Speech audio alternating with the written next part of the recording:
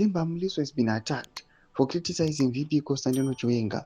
At the moment, patiri kuona kuti VP Constantino Chiwenga in the last cabinet meeting achionekwa achienda against maamendments anga aripo.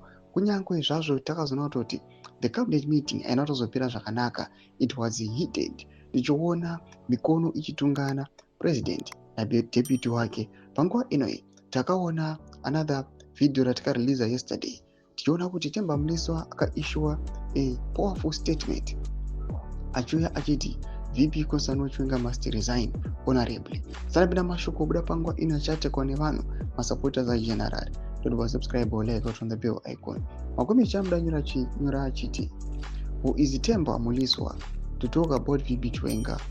Is trying to provoke principal into an emotional reaction, but VP Chiwenga has mastered the game. Themba, you have no right telling us what to do with the VP Chiwenga.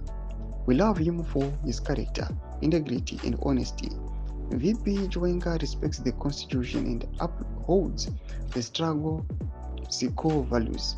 VP Chiwenga won't play into your hands or be distracted by your games.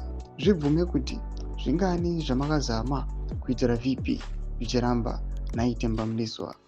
Nhunzi inotevera nyama pamoto haina kungwara. Ndo mashoko anobuda nyogwa panguva inoi taugwana makomichi achiataka Mliso. Mliso anyatsozikanwa pachena kuti Mliso naVP Constantino Chiwenga hazvisangani. Mliso is being paid to attack VP Constantino Chiwenga nekumuexposa, but zviri kuonekwa kunzi maefforts ese anoitwa naThemba Mliso ari kuonekwa kunzi ari kuenda kumadeaf ears, hapana munhu anomuteerera.